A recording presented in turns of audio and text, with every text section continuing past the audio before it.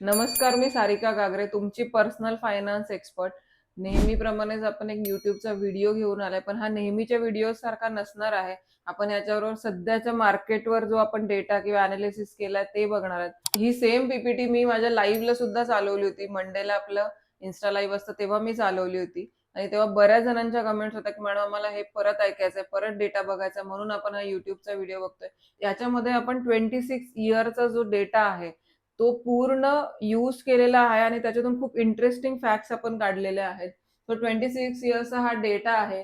ट्रेडिंगचे डेज आहेत, जे म्हणजे पूर्ण ट्रेडिंग आपण ज्या दिवशी ट्रेडिंग झाले ते 6500 चा डेटा आहे. जानेवारी 2000 ते मार्च 2026 पर्यंतचा हा डेटा आहे. म्हणजे तुम्ही विचार करा 26 इयर्स मध्ये मार्केटमध्ये किती अपडाऊन झालेत ना, ते सगळ्या डेटाचा आपण इथे अनालिसिस मांडणार आहोत. तो व्हिडिओ शेवटपर्यंत बघा. डेटा खरंच खूप इंटरेस्टिंग आहे. एवढ्या वर्षांमध्ये 3% पेक्षा जास्त मार्केट पडले, ते 140 टाइम्स पडलेलं आहे. 13 महिने असे होते की जेव्हा निफ्टी 10% खाली होतं. 76.1% पॉसिबिलिटी आहे की जेव्हा मार्केट 3% जास्त क्रॅश होतं, आफ्टर 1 इयर तुमची जी इन्व्हेस्टमेंट आहे ती पॉझिटिव्ह रिटर्न देते. सो तुम्हाला आता काय करायचं की 76% ची प्रोबॅबिलिटी आहे ती धरून चालायची आहे. या स्लाइड मध्ये आपण बघणार आहोत की याच्यामध्ये वर्स्ट सिंगल डे कोणता होता.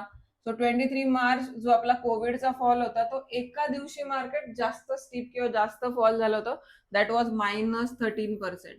सेकंड वर्स्ट डे कोणता होता, वर्स्ट सिनारिओ असं म्हणू शकतो की 17 मे 2004, जेव्हा इलेक्शन शॉक आपण म्हणू शकतो, 12.5% जवळजवळ तेव्हाही फॉल होता.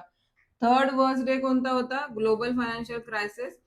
हे तुम्हाला बघायचं आहे की ग्लोबल फायनान्शियल क्रायसिसला मार्केट कंटिन्यू 6-8 महिने डाऊन होतं, पण worst day was the Covid.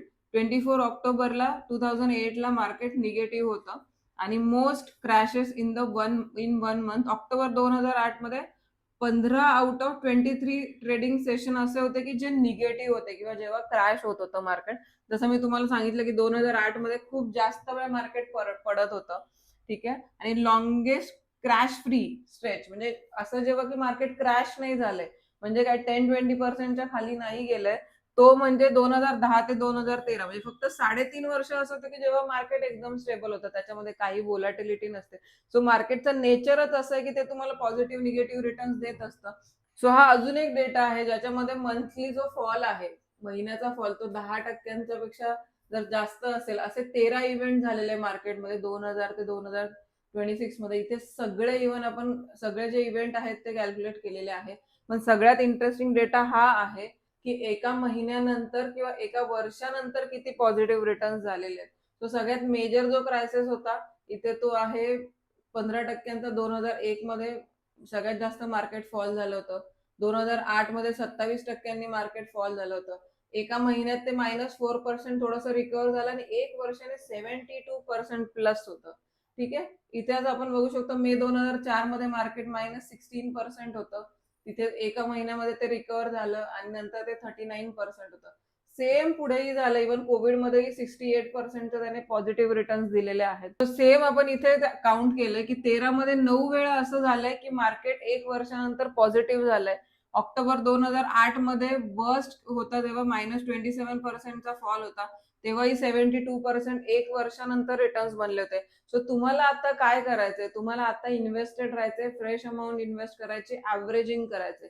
हेच आपल्याला करायचंय. कुठेही घाबरून जाऊन एसआयपी स्टॉप करणं, एसआयपी मध्ये तुमचे पैसे विड्रॉ करणं, लमसम विड्रॉ करणं, एसडब्ल्यूपी बंद करून किंवा पैसे विड्रॉ करणं, या सगळ्या गोष्टी नाही करायच्यात.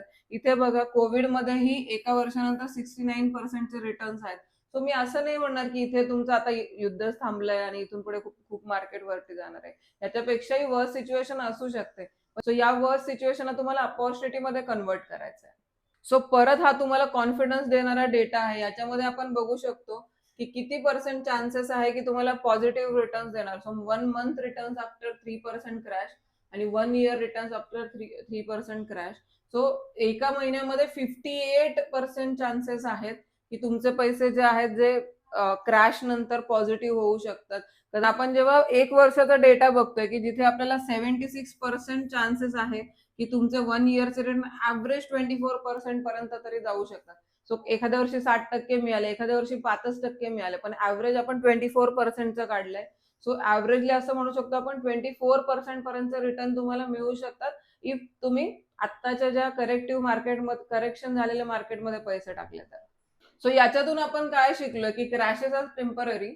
सो क्रॅश आहे तो टेम्पररी असणार आहे, पण patience are permanently profitable. So patience जर ठेवलं तर तुम्ही प्रॉफिटेबल असणार आहात. तुम्हाला पेशन्स ठेवायचे आहेत. So the deeper the panic the better 1 year after return. So जेवढा कोविडमध्ये पॅनिक होतं तेवढं 1 वर्षानंतर रिटर्न जास्त मिळाले होते. सो आताही वॉरमुळे तेवढंच पॅनिक आहे. Short term is a coin flip. So तुम्ही कुठेही आता बघायला जात असाल की नाही, आताही माझे आपले क्लायंट असतात ते विचारतात की मार्केट चांगलं पडलंय, काहीतरी स्टॉक सांगा शॉर्ट टर्म साठी चांगले पैसे बनतील. पण हे शॉर्ट टर्म म्हणजे हा कॉइन फ्लिप आहे, कधी उलटाही पडू शकतो. सो या सगळ्यामध्ये जाऊ नका. चांगले म्युच्युअल फंड मध्ये तुम्ही इन्व्हेस्ट करा, चांगले रिटर्न्स मिळतील. 1 year transform the picture. So 1 वर्ष कोणतंही करेक्शन चालू शकत नाही. मॅक्सिमम करेक्शन 8 ते 9 महिन्यांपर्यंत चाललेलं, ते पण असं म्हणू शकतो की आपण टाइम करेक्शन असतं, त्याच्यामध्ये कुठेही खूप ड्रॉप नसतात. फक्त एवढं की मार्केट खूप वाढत नाही. मागचंही 1.5 वर्ष तसंच होतं, मार्केट खूप वाढलेलं नाहीये, पण आपल्याला टाइम किंवा सेफ्टी मार्जिन आपली वाढत चाललेली आहे. ठीक आहे. Context matters, not all crashes recover fast. So again disclaimer तुम्हाला तेच आहे की सगळे क्रॅश लगेच रिकवर होत नाही. हा जो क्रॅश आहे तो थोडासा मला त्या टाईपचं वाटतं की हळूहळू रिकव्हरी होईल. पण सगळ्यात बेस्ट हे मी जवळजवळ गेल्या 6 ते 8 महिन्यांपासून सांगते की एसआयपीचं मार्केट आहे, एसआयपी किंवा एसटीपीचं मार्केट आहे. सो मला फुल कॉन्फिडन्सने पैसे इन्व्हेस्ट करायचे. जे पैसे निगेटिव्ह आहेत त्याला हात लावू नका. एकदा पोर्टफोलिओ रिव्ह्यू करून घ्या, पण त्याच्यानंतर तुम्हाला काही त्याच्यात बेसिक चेंजेस केल्यानंतर आहे ती एसआयपी आपल्याला कंटिन्यू करायची, ऍड करायची, स्टेप अप करायचे, लमसम एसटीपी थ्रू इन्व्हेस्ट करायचे. सो आपल्याला पुढे फ्युचरमध्ये चांगले रिटर्न्स मिळणार आहेत. होप या सगळ्या डेटामुळे तुम्हाला छान कॉन्फिडन्स येईल. हा व्हिडिओ ऍक्च्युली मी फक्त आपल्या क्लायंटसाठी बनवणार होते, पण म्हटलं आपली फॉलोअर्सची फॅमिली सुद्धा आपलीच आहे. सो त्यांच्यासाठी मी हा व्हिडिओ बनवला की तुमचा कॉन्फिडन्स थोडा वाढेल, थोडी भीती कमी होईल. सो कुठेही जग संपणार नाहीये. Don't worry about it. So goals तुमचे जेव्हा असतील त्यानुसार ऍसेट अलोकेशन करा.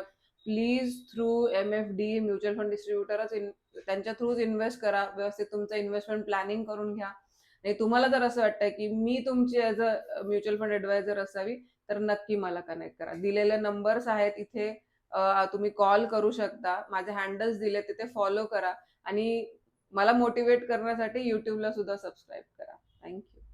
Mutual fund investment are subject to market risk. Read all scheme related documents carefully. Past performance may or may not sustain in future.